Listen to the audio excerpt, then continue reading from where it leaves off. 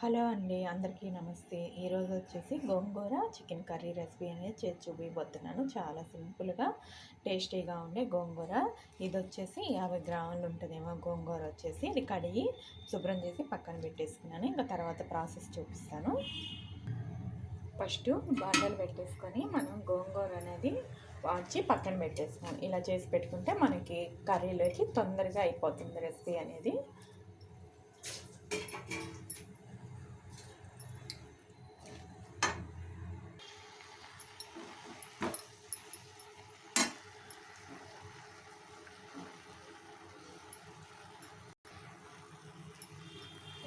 ఇలా మగ్గిపోయాక మనం తీసేసి పక్కన ప్లేట్లో పెట్టేసి కొంచెం ఆయిల్ వేసి పెట్టేశాను.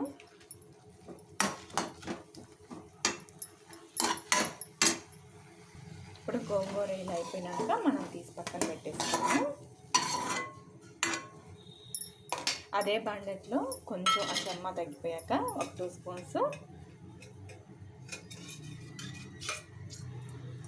ఆయిల్ వేసేసుకున్నాం.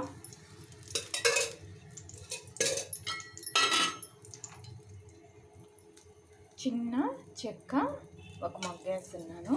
కొంచెం ఆవాలు, తర్వాత వచ్చేసి సన్నగా కట్ చేసుకున్న ఆనియన్స్, తర్వాత వచ్చేసి పచ్చిమిరపకాయలు,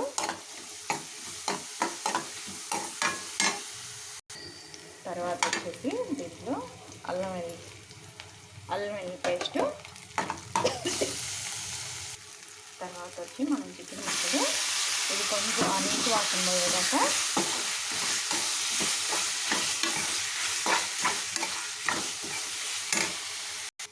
తర్వాత వచ్చి టమాటా ముక్కలు వేస్తున్నాను.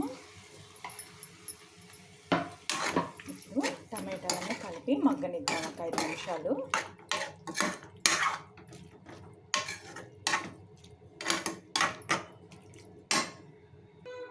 తర్వాత ఈ కొంచెం మగ్గాయి కదా టమాటాలు అవి. తర్వాత కారం, మనం కారం వచ్చేసి స్పైసీగా తినే వాళ్ళకి కొంచెం కారం ఎక్కువ వేసుకోండి.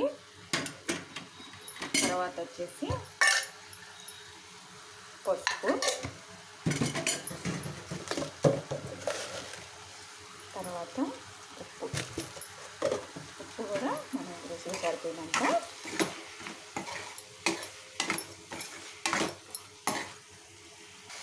తర్వాత వచ్చేసి ధనియాల పొడి,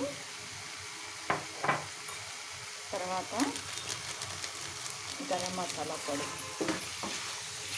ఇది నేను గరం మసాలా ప్యాకెట్ పొడి వాడుతున్నాను.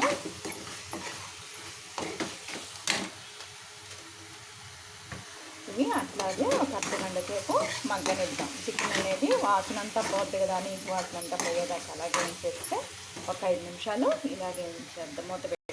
ఇప్పుడు వచ్చేసి గోంగూర తీసి పెట్టాం కదా, గోంగూర వేసేసి మనం దాంట్లోకి కొంచెం వాటర్ పోసేసుకున్నాం. గోంగూర అంతా